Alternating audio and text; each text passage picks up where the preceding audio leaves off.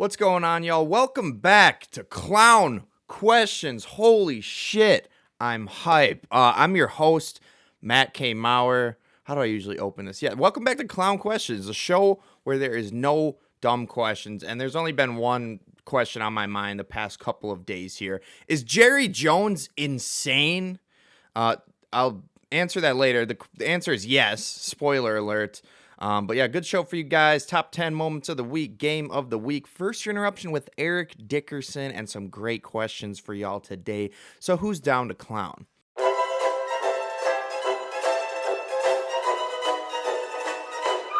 That's a clown question, bro.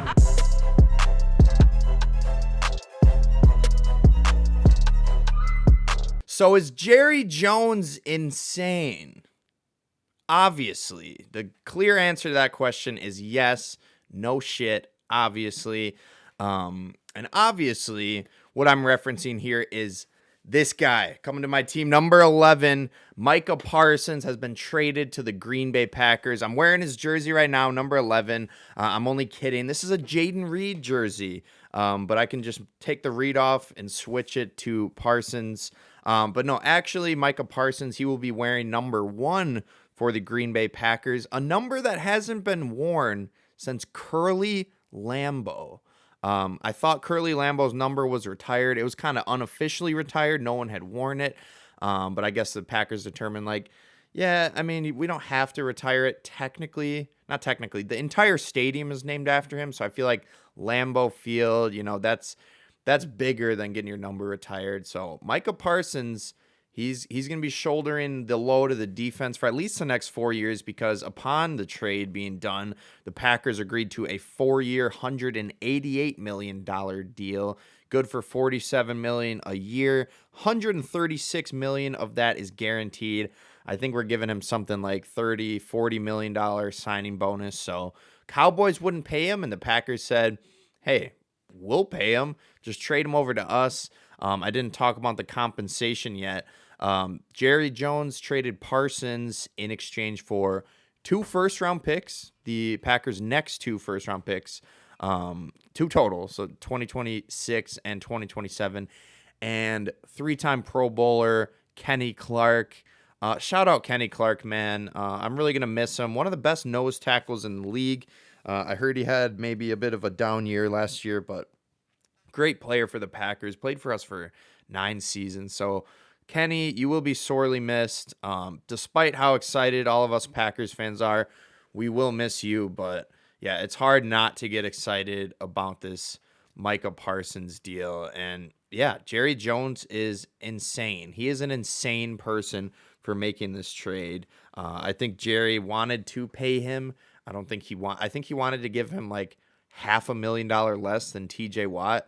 And Mike is like, dude, that's not how the NFL works. If you're the same caliber of player, someone sets the market and then the next contract is higher. Apparently the Packers were offering, I guess, $6 million more at $47 million a year. So they wanted to give him TJ Watt money. Mike is like, give me a little more. I don't actually think that's what happened, though. Let me go through the timeline. Shout out to Adam Schefter here for giving us this timeline. But here's the Micah Parsons timeline, everything that led up to this trade. July 21st, he reported to training camp on the first day. On August 1st, he requested a trade on Twitter. August 2nd, Jerry Jones said he's not going to trade Micah Parsons, calling a trade request just part of a negotiation. And one thing I would say to our fans, don't lose any sleep over it. Well, now Cowboys fans can't sleep. They are losing all the sleep. Shout out Nemo. I'm really sorry we took your boy. August 7th, Parsons has back tightness. I think his back's fine, but he was not on the practice field during camp after that back tightness on August 7th. August 13th, Jerry Jones says nothing is preventing Parsons in the contract talks, but they still have not discussed a new deal. August 21st, Jerry Jones claims this. I think he might have been lying, but he claims that the offer to Parsons was the richest non-quarterback contract ever. By the way, the contract with the Packers is the richest non-quarterback deal in NFL history. August 22nd, Coach Brian Schottenheimer says, I expect Micah Parsons to play week 1. And August 28th, maybe the greatest day of my entire life, the Cowboys trade Micah Parsons to the Packers. the Packers agreed to a 4-year, $188 million contract. As I said, just incredible stuff from Jerry Jones. Jerry Jones is my new favorite guy. I've been watching the Cowboys documentary. That shit is crazy. It really shows how insane Jerry Jones is. He made a lot of insane moves, but it did end up, with some championship W's, Super Bowl victories in the 90s. But craziest part of that documentary to me was Jerry Jones' first press conference as an owner. They were like, what's going to be your role on the team? And apparently Jerry Jones pointed at their current GM and said, I want his job. And not long after that, Jerry became the GM. Greatest GM in NFL history. Very funny here. There's a lot of parallels here. One obviously being Dallas trading away their superstar, reminiscent of obviously Luka Doncic in that blockbuster deal to the Lakers. Now Dallas is trading away another superstar, probably the two best players in all of Dallas, both gone. One to the Lakers, one to the Packers. I am blessed. I am so blessed, for real, FR. Both of Dallas's superstars got traded to my teams. Luka went to my Los Angeles Lakers, and now Micah Parsons is on my Green Bay Packers. Holy shit, I am hype. I don't know what Nico Harrison was smoking. He got lucky when he ended up getting Cooper Flag, but whatever he was smoking, I think he gave it to Jerry Jones because, Jerry totally screwed up the contract negotiations, trying to be sneaky, trying to talk to Parsons without his agent present, and it cost him, and all he got in return was 2 first-rounders and Kenny Clark. Not to shit on Kenny Clark, great player, Pro Bowler, Packer legend, I want to say Packer for life, but it's hard to be a Packer for life when your team trades you to a Jerry Jones-led Cowboys team. But yeah, really excited about the Packers. I think we were contenders before this trade, but I think this further cements us as competitors. I'd be lying if I wasn't a little concerned about the run defense here without Kenny Clark, one of the best run stoppers in all of the NFL. Maybe a little worried about the Packers cornerback room, but don't worry.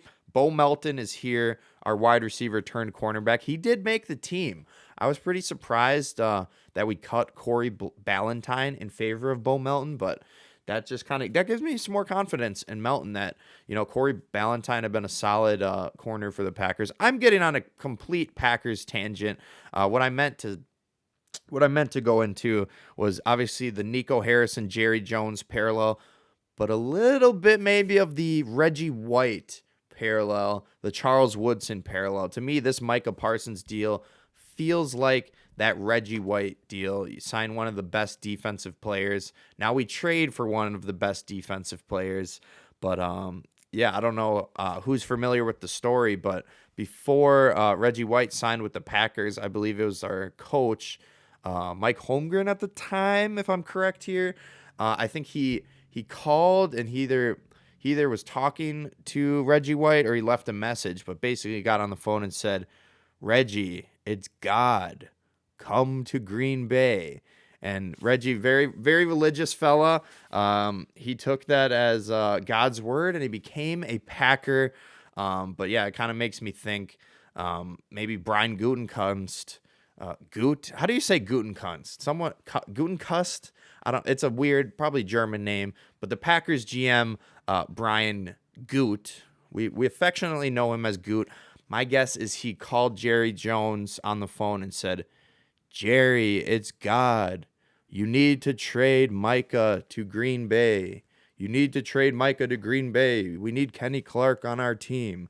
And Jerry said, oh, well, if the Lord said it, I better get them over to Green Bay and let's improve our team. Let's increase our run defense. Please give me a 0 through 10 rating on my Jerry Jones impression there in the comments. But yeah, I'm just on a Packers ramble. I'm drunk on football right now, to quote Ploff Warrior. Ploff Warrior has been talking everyone's ears off on Twitter about Micah Parsons, rightfully so. But verbal meme here. It's the Quagmire from Family Guy wrapped in a straitjacket, and that's like Ploff Warrior's head instead of Quagmire, and it just says Micah Parsons. Micah Parsons. Pluff Warrior was texting Fleet Farm and said, "Hey, Fleet Farm, Micah Parsons is a Packer." He's telling. I think Pluff Warrior probably has the record for most Micah Parsons mentions in one day. He can't stop saying it. But yeah, that's all I can say about that. Build Goot a statue. I've heard people say maybe build K Adams a statue. But yeah, just so great. There was back in, I don't know if it was January, but earlier in the year, Micah Parsons had Jordan Love on his podcast, and he asked Jordan Love, he's like, any players around the league that you'd want to come to Green Bay, anyone you want to recruit? And Jordan Love's sitting there, smiles. He's like, this dude's sitting right next to me. That'd be pretty cool. And Micah kind of blushed, and now he's a Packer. Yeah, really happy for him. Cowboys fans might quit. They might quit the NFL. But enough on Micah Parsons. Packers are contenders. Good luck, Lions. I believe Micah will be playing game 1, which will be interesting to see. Maybe not the full game because I don't think he's been practicing. But yeah, keep Micah safe. Our sweet prince. Probably my new. No, McKinney's my favorite player, but I really need a number 1 Curly Lambeau, Michael Parsons, Michael Lambeau, Curly Parsons, whatever you want to call it. I need a number 1 jersey, and I need a number 0 because apparently Matthew Golden, everyone was saying the number 22 he was wearing is really ugly. I guess he heard that chatter because Golden will now be wearing number 0 for the NFL. Really excited for the Packers. How can you not be high on them right now? But yeah, that's the answer to the question. Yes, Jerry Jones is insane. Let's move on to my next question, staying in the NFL here. Who got that bread? A number of people, 2 Holdens got paid. Micah Parsons, the third big Holden, got traded, of course. But another Holden ends as the Bengals and Trey Hendrickson reached agreement on a $14 million raise for this year, boosting his 2025 salary to $30 million per sources. Hendrickson is still scheduled to become an unrestricted free agent after this season. Sort of a win-win unless Hendrickson gets franchise tagged. But Hendrickson got that raise in money, probably wanted a long-term deal, but also probably so pissed off with the front office with the Bengals that he's okay with getting paid this year and then maybe leaving in free agency, unless, of course, he gets franchise tagged. But yeah, congrats to Trey Hendrickson for getting that bread. His deal also includes a $1 million incentive if he plays 60% of the plays and the Bengals make the playoffs. I do expect him to make that extra $1 million there. Who else got that bread? Terry McLaurin. He signed a 3-year extension worth $96 million with the Washington Commanders. Washington finally gets it done. Jaden Daniels has his best receiver on the team, although maybe Deebo Samuel makes a run for that title here. People say Deebo's fat, but maybe he comes back this year and has a much better year. I think he will. I did draft him in fantasy football after all. But yeah, finally the Commanders get the deal done. Terry McLaurin gets his money, $32 million a year. I think that's pretty fair for where the wide receiver market's at now. One more person got that bread, and that would be all-pro safety Kyle Hamilton, agreeing to a record-breaking 4-year extension worth over $100 million, $82 million guaranteed. The deal, averaging $25 million a year, makes Hamilton the highest-paid safety in NFL history and the highest-paid non-QB in Ravens history. So yeah, congrats to Kyle Hamilton. Congrats to the Ravens. Ravens will continue to be a tough team to beat, as Kyle Hamilton is one of the best defensive players in the league. Let's keep it rolling with my next question. Who's out? That would be the Chiefs. They've been eliminated from the playoffs. No, I don't know why I'm adding fuel to that fire, but their wide receiver, Rashee Rice, he is expected. Someone tell me, is it Rashee or Rashi? Because I've heard it both ways. I feel like Rashee makes way more sense, but I've heard Rashi. Maybe I'm wrong, but Rashee Rice is expected to be suspended 6 games for violating the NFL personal conduct policy. I guess part of the personal conduct policy is you can't commit hit and runs. I believe that's what Rashee has been suspended these 6 games for. I don't believe Rice is going to appeal the suspension. The Chiefs probably urged him to just take the suspension because if he appealed it, there might have been an appeal process and he might not have won the appeal, and that 6 games gets moved back further in the season. Chiefs were probably like, hey, bro, just get the deal done with. Best case scenario, you win the appeal. It goes from 6 to 4 games, but then you're in the middle of the year, you're suspended. But yeah, shout out Rashee Rice. I drafted Hollywood Brown. Mystery relevant. Last pick in a 12-team, 16-round draft. I got Hollywood Brown. I knew we had some value with Rashee Rice here. Some say he's washed. I hope not. But yeah, Rashee is out. I think Chiefs will be just fine without him, but they won't have him for the first 6 weeks of the season. Who else is out of the running for the playoffs? The Saints. I think we can safely say the New Orleans Saints have been eliminated from the playoffs, not because of this move, but I wanted to mention that the Saints have made a quarterback decision finally. They've announced that Spencer Rattler will be their week 1 starter. I was kind of rooting for Shuck, but maybe Rattler can develop Shuck. No, that doesn't quite make sense. But yeah, we expect a QB carousel of sorts with the Saints this year. I think they're tanking for Arch Manning. But let's move on here. Who signed? That's the next question. Who signed? A prenup?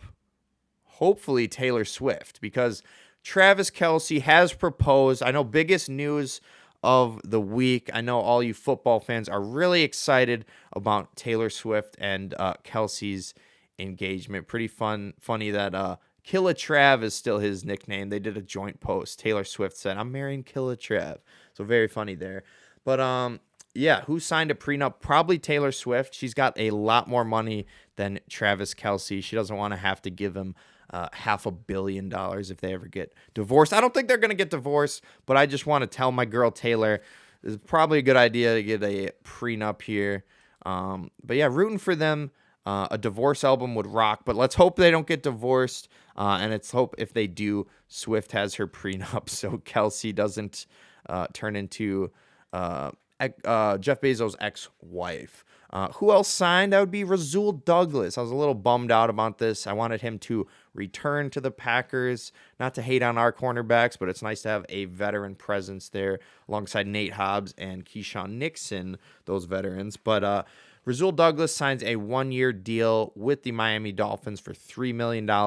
Really good move for the Dolphins there, bolstering their secondary. And one more person signed, that would be Amari Cooper. Amari Cooper, confirmed, not retired. I thought he was retired. He was just a free agent. But the former Bills wide receiver will be returning to the team that originally drafted him, the Las Vegas Raiders. I guess at the time it was the Oakland Raiders, but he's returning to the Raiders, even though they're in a different city here. I think that's a really important move for the Raiders here, especially with this next news that I'm about to get to with this question, who got dealt? I'll get into some of the trades, but Jacoby Myers wants to be dealt. Jacoby Myers has requested a trade, so I think that Amari Cooper acquisition is super important for the Raiders. He could go into the season as wide receiver 1, depending on if Jacoby wants to hold out or if he does get traded. But Jacoby Myers, similar situation to Terry McLaurin. He's asking for a contract. They want to pay him. Raiders probably aren't offering him as much as he would like. Damn, is that my first voice crack on the podcast? That's embarrassing. Oh, that water tastes weird. I have a water bottle here, and I had cucumber, lime, pepino, Gatorade in it. I drank it all, but then I filled it up with water, and it still has that cucumber taste. I thought I liked cucumber Gatorade, but it is not good. I don't know why I liked it. You know what I do like? Cucumber Jewel Pods. I'm getting way off topic here. Good move for the Raiders, and yeah, I don't know what's going to happen with Jacoby, but at least they got Amari now. Let's finish out this question, who got dealt? There were a number of trades, but for the ones I didn't really recognize the player's name, I didn't get into it. This is kind of that last week of the season where it's cut week, and instead of cutting certain players, you might trade them to a different team in exchange for a 6th or 7th round pick. So I'm not going to cover all the trades, just the ones with name brand players here that I recognize. That's where I don't know ball. I know elite defenders like number 1 for the Packers, Micah Parsons, and I know a lot, I feel like, about fantasy football in terms of depth charts and whatnot. But I don't know the smaller moves. So I'm just going to get into the fantasy football relevant moves, or at least the bigger names here. The Vikings, another homecoming. Amari Cooper homecoming to the Raiders. Well, not really his home because that'd be Oakland, but not Las Vegas. But definitely a homecoming here as the Minnesota Vikings trade for Adam Thielen. They traded a 2026 fifth and a 2027 fourth in exchange for Thielen, a 7th-round pick, and a 5th-round pick. Really good trade for the Vikings here, especially with that Jordan Addison 3-game suspension. And we don't know what's going on with his hammy, but Justin Jefferson has a hamstring injury, I think questionable for week 1. But yeah, I don't know. I feel like that hamstring injury is a little overblown, so overblown to the point that I saw Justin Jefferson go 7th overall in a fantasy football draft. Makes no sense to me. He should be a top 5 pick no matter what. But if he's not ready to go week 1, Thielen will probably be the wide receiver 1. Maybe him and Jalen Naylor. But a good little security blanket for J.J. McCarthy, who I think will be a bust this year. But that's just a little aside. Maybe I'll get into that later. Who else got dealt? Kenny Pickett. The Browns traded Kenny Pickett. They got a 5th-round pick in return. I believe that was to the Oakland Raiders, the Las Vegas Raiders, excuse me, move the team back to Oakland. Actually, that stadium looks sick. I kind of want to go to a Vegas game. But, the Raiders trade for Kenny Pickett because I believe their backup quarterback, Aiden O'Connell, went down with a fairly serious injury. So now they have their backup in Kenny Pickett. Browns whittling down that quarterback room slightly, getting rid of Kenny here. But yeah, they're going to have to deal with Deshaun Watson at some point this year. So Browns are in no man's land.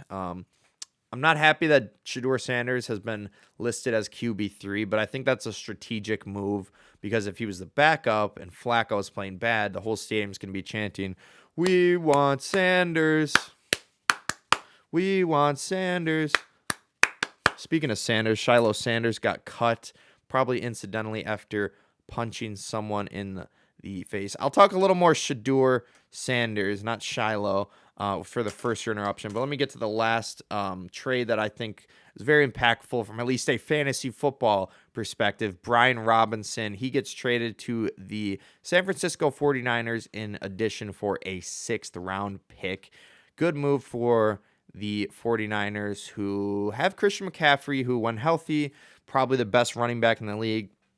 I'll give it to Saquon, but he's up there for sure. But yeah, a little injury prone. So you get a solid player in Brian Robinson. Shout out the 49ers. They now have 2 players who got shot, Ricky Pearsall and Brian Robinson. They obviously both live to tell the tale, and they both live to play very well coming back from those injuries. But you know damn well that first week of the season, at some point, they have to do it. Ricky Pearsall and Brian Robinson, maybe they get someone to hold the boombox for them, or they hold it. They're gonna be running out to that 50 Cent joint. Many men wish death upon me, blood in my. Okay, I don't need to sing, but really cool that they have 2 players who got shot, and they're both very good. But let's get to Shedeur Sanders. Let's get to this week's first interruption. I feel like he definitely is. He's probably the most talked about 3rd-string quarterback in NFL history. Maybe Nathan Peterman. But this week's first interruption is regarding Shedeur Sanders. It is not with Shedeur Sanders, but it is with an NFL Hall of Famer, Eric Dickerson. And Eric Dickerson, with kind of a bombshell report here, not necessarily saying something that hadn't been speculated earlier by a lot of people, but Eric Dickerson saying this kind of confirms a lot of our suspicions, a lot of my suspicions. Pretty much anyone in sports media was making these assumptions here. And in this video, Eric Dickerson kind of confirms those assumptions about Shedeur Sanders. So here we go. First interruption with Hall of Famer Eric Dickerson. I'll tell you this much here, what I heard from someone that's in the NFL, that the NFL told other, don't draft him. Do not draft him. We're gonna make an example out of him. And this came from a very good source, And he said that, I won't say who, somebody called the Cleveland Browns and said, don't do that. Draft really? him. Yep, draft him. Don't do that. Because they weren't going to draft him either. They weren't going to draft him. Definitely a bombshell report from Eric Dickerson. He said from a very good source, and some people are saying this is smoke, but Eric Dickerson has a lot on the line saying that. His credibility, his reputation is on the line, because if he lies and makes up a story about that, people aren't going to like that around the league. So I fully believe Eric Dickerson here with his report that NFL teams kind of, maybe not colluded together, but kind of made a mutual agreement that we're going to make an example out of Shedeur Sanders. We're not going to let him be a first-round pick, get first or second-round money because of how he carries himself, because of how he acted in interviews. I heard some reports from Mike Florio, Pro Football Focus. Shout out Florio. Makes really good football fan fiction. Damn, he made a football fan fiction about Quinshon Judkins could feasibly return to college, which is a horrible thing for me to hear because I drafted Quinshon as my RB3, and now he might be in college. Can I get his college stats? I think that's fair. I'm the commish. I'll do it. But yeah, a lot on the line for Eric Dickerson. I did a little tangent with Florio there, but Florio was basically saying that in these interviews, Shedeur Sanders acted like he was being recruited, not like he was being interviewed. So he didn't treat it like a job interview. He treated it more like a college recruiting visit, and those are very different things, because a college recruiting visit, if a coach shows up and starts talking to you, you know they want you on your team. In the NFL, you're interviewing, and they are making evaluations on your personality, how you carry yourself, obviously your football knowledge, and evidently a lot of QB needy teams passed up on him. The Saints, they went with Tyler Shuck instead. And the Browns went with Dylan Gabriel ahead of him. Even the Browns apparently did not want to draft him, but they saw the value there in the 5th round. They're like, bro, we got to take him. But yeah, very crazy, not being blackballed from the league, but he got screwed over by the league here, because I fully believe Eric Dickerson. But yeah, hopefully that's the last of this Shedeur talk until he plays this season, because I'm sure you guys are all annoyed by it by now. But hey, like I said last week, entertainer and competitor. Entertainer and Dylan Gabriel, competitor. Shedeur, entertainer and competitor. That's how it goes. But yeah, I'm sure you guys are tired of me talking about Shedeur Sanders week after week, but he's a conversation starter. But yeah, messed up that the NFL did that, especially when they've had guys going. Laramie Tunsil went still in the 1st round after draft night. A bong rip dropped. Someone leaked a video of him in a gas mask. Johnny Manziel was an asshole, a coke addict, and the Browns said, so he's still good, we'll take him. And people evidently were not able to look past that stuff with Shedeur. I hope the Browns do, and I hope he wins the Super Bowl with them. I'm rooting for you, Shedeur. But let's keep the show moving here with our Goosebump moments of the week, the top 10 Goosebump moments of the week. What I'm doing right now is sports podcasting malpractice, unfortunately. It's almost 2 p.m. I don't know what the score of the game is, but I'm recording in the middle of college football. I'm literally Texas-Ohio State is on right now. An amazing game. I meant to record at 11, but here I am in my procrastinative nature. So sports podcasting malpractice. None of the college football moments from this Saturday will be there, but I guarantee a number of them will make it into the top 10 this coming week. So yeah, I don't have any college football for you guys yet, but we'll get to it. This is a top 10 that will not include that. But let's get it started off with a Brewers moment. Number 10 moment of the week. The rookie, Isaac Collins, walks it off on a sac fly as the Brewers beat the Diamondbacks 9-8. Crazy game. Brewers have another shot with Isaac Collins coming to the plate here. And Isaac, a fly ball deep right. This is going to be deep enough. Tagging is Lockridge. Here's the throw. Lockridge scores standing up, and the Brewers have walked off the Diamondbacks in game 2. Number 9, Stephen Kwan with the walk-off sac fly for Cleveland. Kwan win it right here. To center field. This could be interesting. Rodriguez, the catch. Rocchio, the tag. He'll try and score. The throw, the slide. He's safe. A walk-off win for the Guardians. And yes, the comeback hits.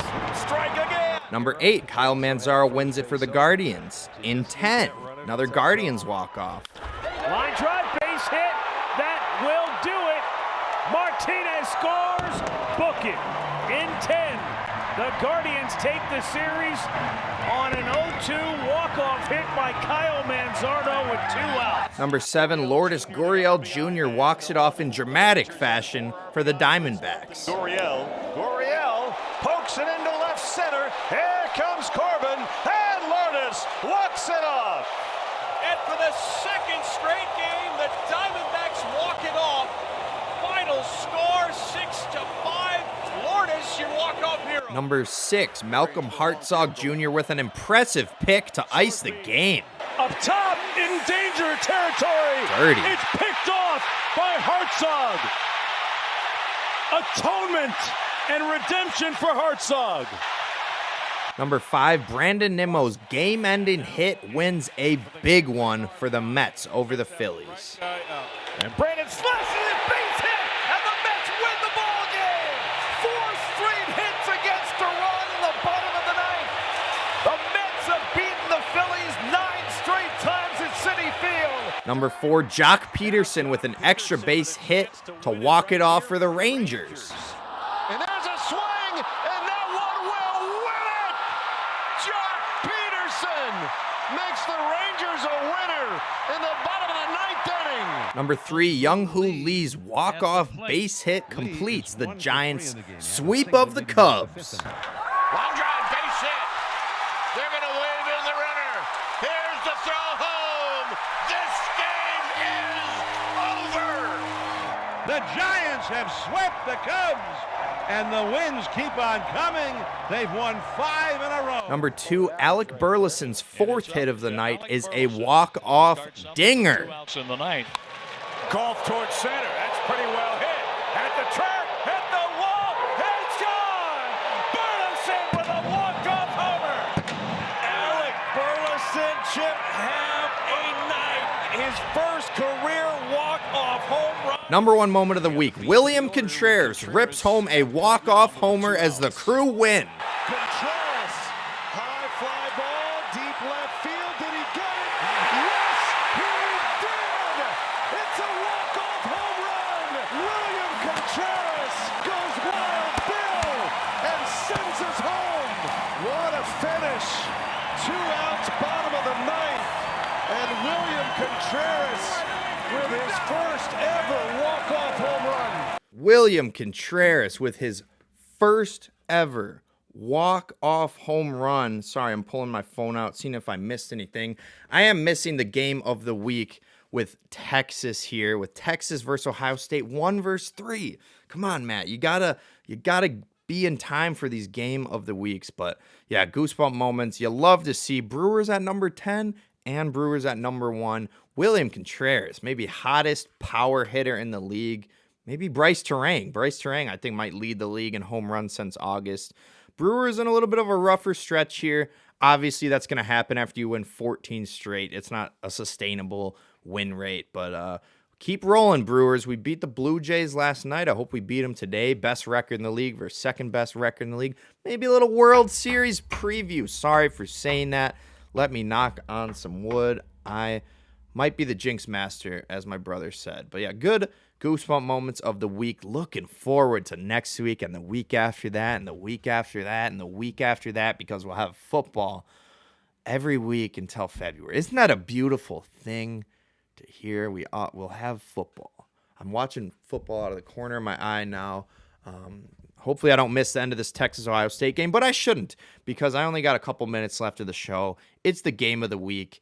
Like I said, I should have picked Texas versus Ohio State, but I missed the boat there, so I'll make it the Sunday game. There's no football, NFL football this Sunday, so there will be some college football. It's going to be number 6, Notre Dame at number 10, Miami. Notre Dame is 2.5-point favorites, and I will be taking Notre Dame minus 2.5. I think they cover. Just got to win by a field goal there. And this game should be an instant classic since I will not be able to watch it. I called it. That William Contreras walk-off, I was not watching it. Luckily, I was able to turn it on in time for the walk-off, but I called it. I said, I'm not watching the game. It'll be an instant classic. So I think this will be an instant classic as well. But yeah, I like the Irish here. I like Notre Dame. The Fighting Irish, I think they bounce back here. I think they bounce back from a heartbreaking loss in the national championship to Ohio State.